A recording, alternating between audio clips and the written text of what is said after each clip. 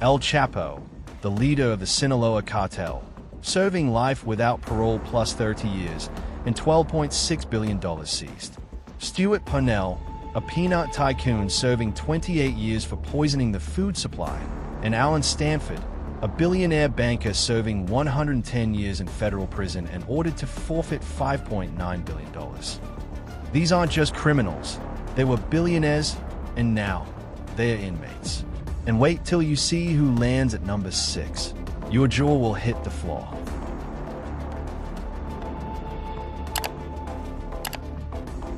Number 1. Elizabeth Holmes. Once hailed as the next Steve Jobs, Elizabeth Holmes had it all with the black turtlenecks, the deep voice, the billion-dollar startup, and the global media worship. But today, she wakes up in a prison bunk, surrounded by concrete walls and barbed wire. Born in 1984 and raised in a well-connected family, Holmes dropped out of Stanford at 19 to start Theranos, a company that promised to change the world of medicine. Her pitch was bold, a small device that could run hundreds of blood tests with just a drop of blood. No more needles and no more waiting. Investors couldn't get in fast enough. By 2014, the company was worth $9 billion. Holmes was worth $4.5 billion on paper and became the youngest self-made female billionaire in the world. But here's the truth. The tech didn't work. Not even close. Behind the scenes, Theranos was faking test results, hiding data, and using commercial machines to do what their miracle device couldn't. Patients were getting dangerously wrong results. There were false positives for cancer, false negatives for infections, and even fake miscarriages. Still, Holmes kept smiling on magazine covers while pulling in millions from the likes of Rupert Murdoch, Betsy DeVos, and Henry Kissinger.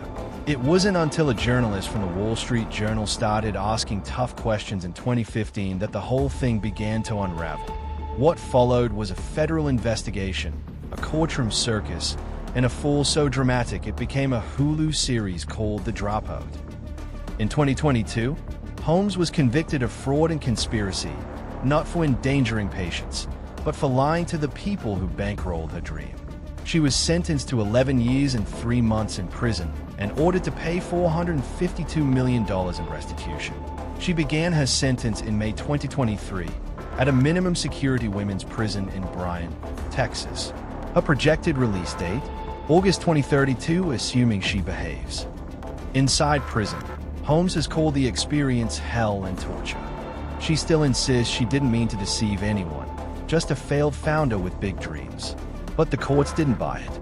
And while she's filed an appeal, she's staying put for now. From Silicon Valley superstar to inmate #24965-111, Elizabeth Holmes' story isn't just a cautionary tale. It's a reminder that hype doesn't save you when the truth finally shows up. Next up is Sam Bankman-Fried, the crypto genius who flew too close to the sun. Number 2. Sam Bankman-Fried. At one point, Sam Bankman-Fried was called the king of crypto. Today, he's just another inmate, eating processed food in a federal prison, stripped of his hoodie, his billions, and his empire. Sam wasn't born into crime. He was born in Stanford, California, to 2 respected law professors. He went to MIT, studied physics, and was known for being awkward, brilliant, and a little eccentric. In his 20s, he launched a crypto trading firm called Alameda Research, and not long after, he built FTX, a slick, fast-growing crypto exchange that promised to make trading easy, safe, and ethical. Investors loved it. Celebrities endorsed it. The Super Bowl ran ads. At its peak, FTX was valued at $32 billion. And Sam? He was worth $26 billion. On paper, he was one of the richest men in the world. But behind the scenes, FTX was a ticking bomb. Sam was quietly moving billions of dollars in customer funds to Alameda, his own trading firm, and using that money for risky bets, lavish real estate, political donations, and who knows what else. When customers tried to pull out their money in late 2022, the whole system collapsed. There was nothing left. $10 billion were gone. Sam told the world it was a mistake, but prosecutors called it one of the biggest financial frauds in U.S. history. His own ex-girlfriend, Caroline Ellison, and his co-founder, Gary Wang, turned against him in court. They testified that Sam knew exactly what he was doing and had even changed FTX's code to help Alameda cheat. He lied to investors, misled regulators, and doctored records, all while claiming FTX was safe. In 2023, before his trial even began, Sam Bankman-Fried was actually out on bail living in his parents' house in Palo Alto, fitted with an ankle monitor and surrounded by lawyers. He wasn't exactly free, but he definitely wasn't behind bars. Then he made a massive mistake. In July 2023, Sam leaked the private diary of Caroline Ellison, his ex-girlfriend and former CEO of Alameda Research, to a New York Times reporter. This wasn't some random leak. Caroline was a key government witness against him. She had already pleaded guilty, agreed to cooperate, and was expected to testify that Sam directed the fraud. Her diary contained emotional reflections, including doubts about herself, her relationship with Sam, and her role in the collapse. Sam's team claimed the leak was about freedom of the press, but prosecutors saw it for what it was: witness intimidation, a deliberate move to paint Caroline as unstable, untrustworthy, and emotional all before the trial even started. The judge didn't take it lightly. On August 11, 2023, U.S. District Judge Lewis Kaplan revoked Sam's bail, stating that he had tried to tamper with a witness and influence public perception of the case. Kaplan made it clear this wasn't about free speech. It was about manipulating the media to undercut someone who was going to testify against him. In March 2024, he was sentenced to 25 years in prison and ordered to forfeit $11 billion. The judge called him a liar with a talent for bending the truth, and made it clear this sentence was about sending a message. Today, he's sitting in a low-security prison in Los Angeles, stripped of fame, freedom, and his crypto crown. He's still appealing. He's even begged Trump for a pardon. But for now, the man who once dreamed of giving away all his money has no money to give. What he does have is a lot of time. Let's look at Joaquin El Chapo Guzman, the drug lord billionaire who ruled with terror, tunneled out of prison, and finally ran out of luck. Number 3. Joaquin El Chapo Guzman Lora. Most billionaires build apps, but El Chapo built tunnels. And not just any tunnels, but underground highways, complete with lights, ventilation, and even motorcycles on rails, all to smuggle drugs right under the U.S. border. Now, he's locked inside the most secure prison in America, buried so deep in concrete, even sunlight can't get to him. Joaquin Guzman Lora, better known as El Chapo, wasn't your typical billionaire. He didn't go to Ivy League schools. He didn't invest in tech. He grew up in the mountains of Sinaloa, Mexico, poor, short, and underestimated. That's actually how he got his nickname. El Chapo means shorty in Spanish. But what he lacked in height, he made up for in ruthlessness.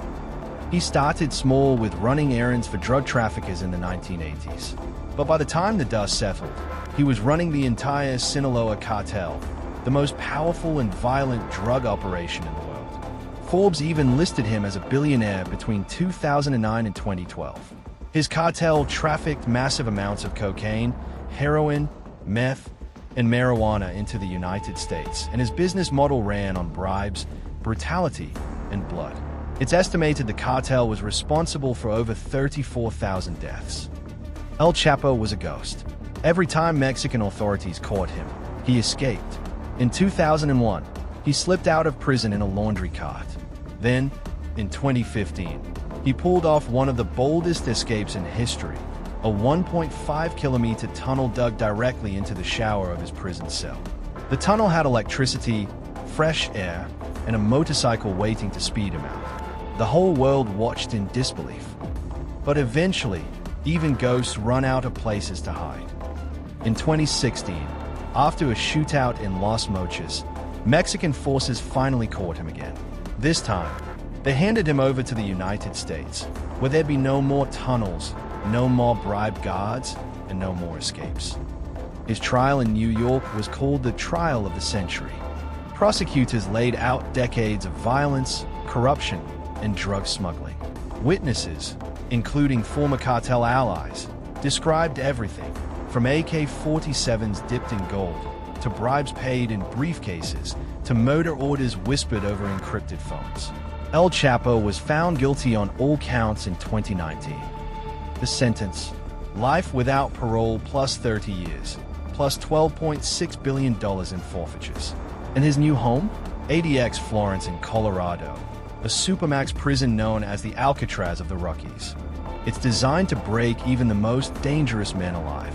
No phone calls, no visitors, and no contact with the outside world.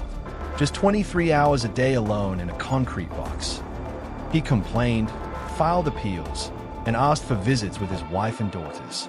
They were all denied, because when you've spent a lifetime digging tunnels, justice finally built a wall too thick to crawl through. Next up is Stuart Parnell, the peanut executive whose factory sent hundreds to the hospital and earned him one of the longest food safety sentences in U.S. history. Number 4. Stuart Parnell. Some billionaires go to jail for scamming investors, some for bribing officials. But Stuart Parnell? He's in prison because of peanut butter and a deadly decision to ship it, even when he knew it could kill. Stuart wasn't a flashy tech CEO or Wall Street wizard. He was a quiet food industry guy from Virginia. His family had been in the peanut business for decades, and Stuart helped build the Peanut Corporation of America, a company that quietly supplied peanut paste to everything from cookies to snack bars, school lunches to nursing homes.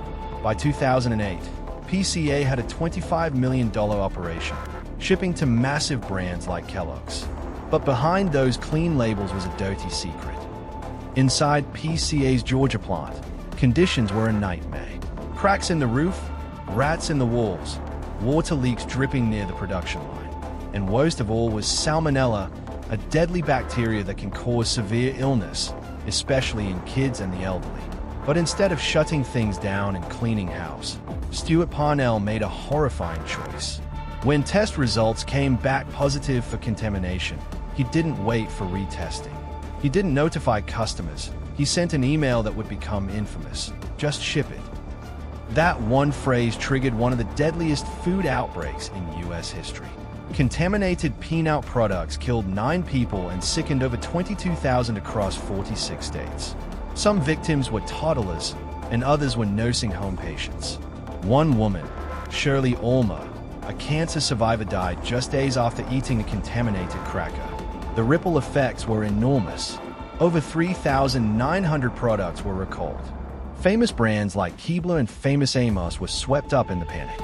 The company collapsed, but the damage was already done. Federal investigators dug deep and found emails, lab records, and falsified documents showing that Parnell knew his products were contaminated and lied anyway. He faked lab results and shipped peanut paste without any testing at all. Even pressured regulators to let him keep using bad batches. It wasn't just negligence, it was fraud. In 2013, Stuart Parnell was indicted on 76 federal counts, from conspiracy and fraud to introducing adulterated food into the market.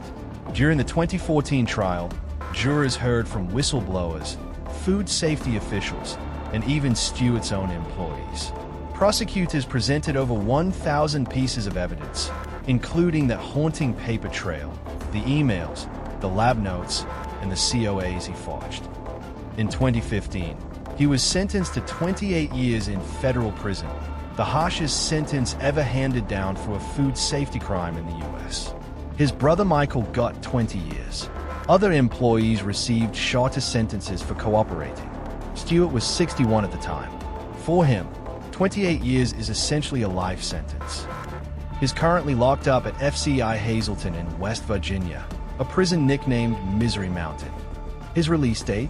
July 26, 2038, when he'll be 84 years old if he lives that long. He's tried every legal trick to get out early, claiming his lawyers were ineffective and that media coverage poisoned the jury pool.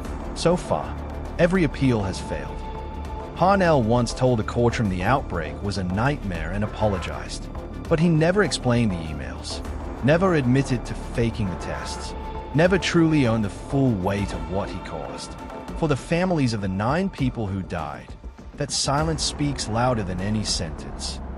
In a world where CEOs often walk away from disaster, Stuart Parnell's story is different. Because he didn't just break trust, he broke something sacred: the safety of the food we feed our families. Coming up is Samuel Israel III, the hedge fund fraudster who faked his own death to avoid prison, but couldn't escape the truth. Number 5. Samuel Israel III. Some con men lie to your face. Samuel Israel lied with spreadsheets, fake audits, and eventually a fake suicide. He was born into privilege. His grandfather sold the family's trading firm for $42 million in the early 80s. Samuel went to prep school, rubbed shoulders with elite traders, and in 1996, launched what would become one of the most elaborate Ponzi schemes Wall Street had ever seen: the Bayou Hedge Fund Group. Investors were promised consistent, smart returns, and they got them on paper. Behind the curtain, Bayou was hemorrhaging money almost from day one. By 1998, the fund had already tanked, but instead of coming clean, Israel and his CFO, Daniel Marino, made a bold decision. They created a fake auditing firm. Richmond Fayfield Associates existed solely to give Bayou glowing reviews. And for nearly a decade, it worked. They raised $450 million, sending false statements to investors, moving money around like a financial shell game. Israel lived well with his nice homes, fast cars, and the persona of a financial genius. But it was all built on lies, and eventually, the numbers stopped adding up. By 2005, the scheme started to crack. Investors were asking questions.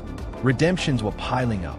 And in a desperate final play, Israel wired $10 million to a man claiming to be a shadowy government agent who promised him access to secret high-yield bonds from a hidden market. The bonds were fake, and the money was gone. The House of Cards collapsed. The CFTC filed charges. Bayou went bankrupt, and Israel pleaded guilty to multiple counts of wire fraud, mail fraud, and conspiracy. He was sentenced to 20 years in federal prison and ordered to forfeit $300 million. He was allowed a short delay in reporting due to health issues, back surgeries, chronic pain, and a pacemaker. He told the court he needed medical treatment first. But then, something straight out of a movie happened. On June 9, 2008, instead of showing up to prison, Israel vanished.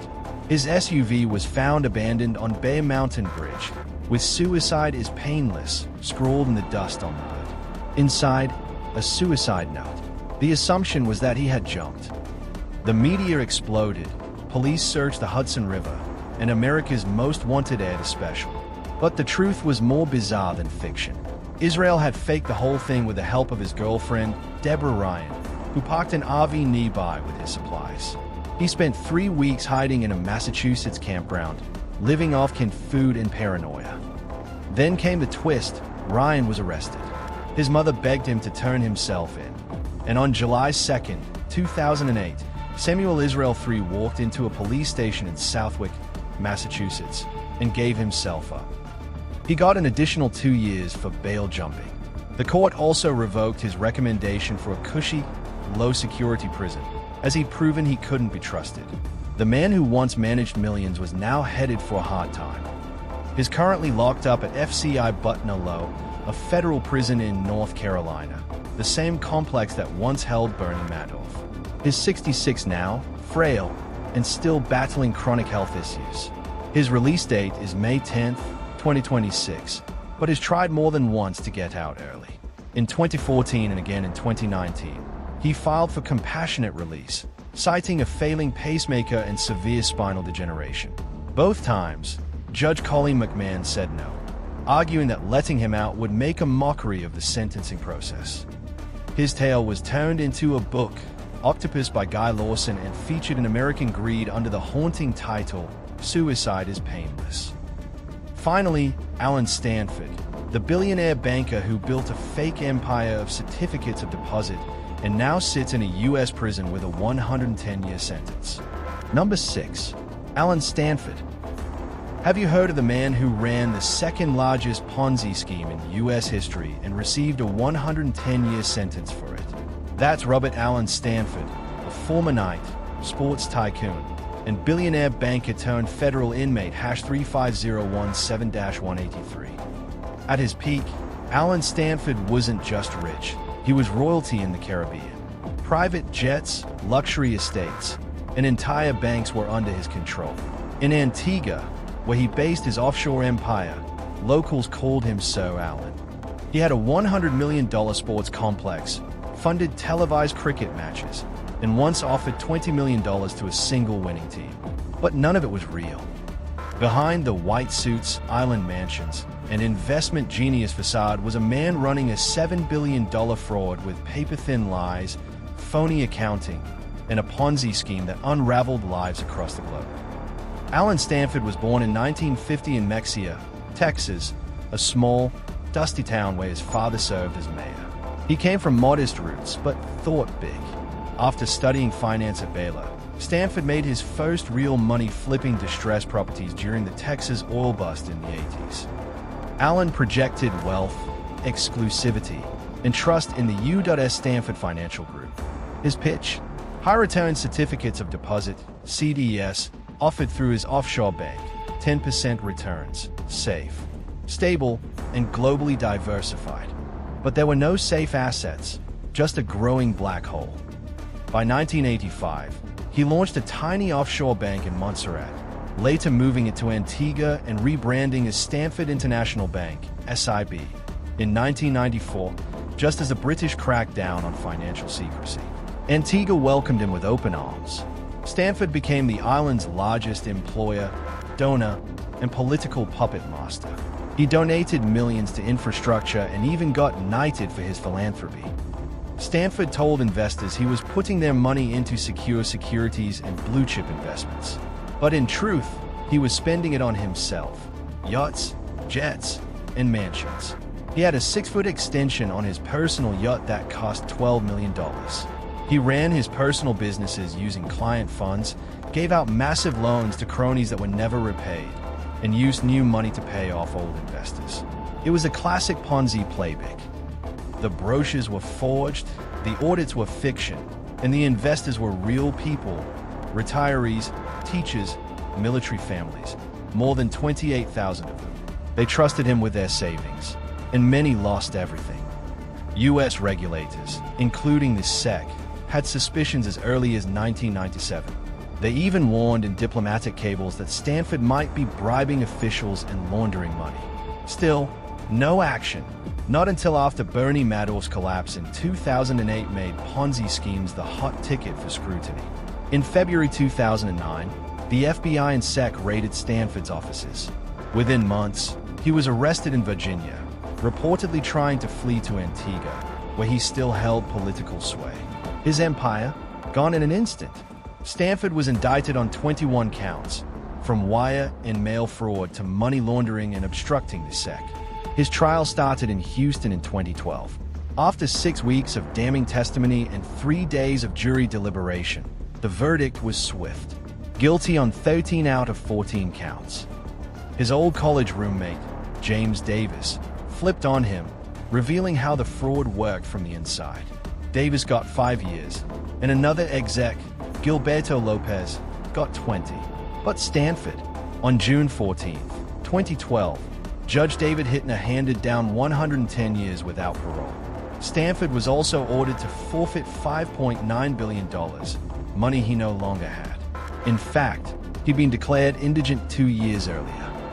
The court also froze $330 million across 29 foreign accounts and placed the blame squarely on Stanford's shoulders for decades of deception. Victim statements poured in. Thousands had lost homes, retirements, and lives. Some had already died by the time Stanford was sentenced. Stanford now lives at USP Coleman II, a high-security federal prison in Florida. He's 75, and his projected release date is March 20th, 2103, at age 153. And still, he insists he did nothing wrong. In a 2016 BBC interview, he called his treatment barbaric, claimed he was framed, has expressed no remorse, enraging victims still fighting to recover pennies on the dollar. To date, Court-appointed receiver Ralph Janvey has clawed back $2.5 billion, with about $550 million distributed to victims. In prison, Stanford was brutally assaulted in 2009, suffering 32 facial fractures and partial vision loss. He claims memory problems and depression, but in 2023, his compassionate release request was denied. The judge said reducing his sentence would be inconsistent with justice. In Antigua, it still hasn't fully recovered. His collapse devastated the economy. Hundreds lost jobs. International banks blacklisted the island. His cricket empire became a punchline.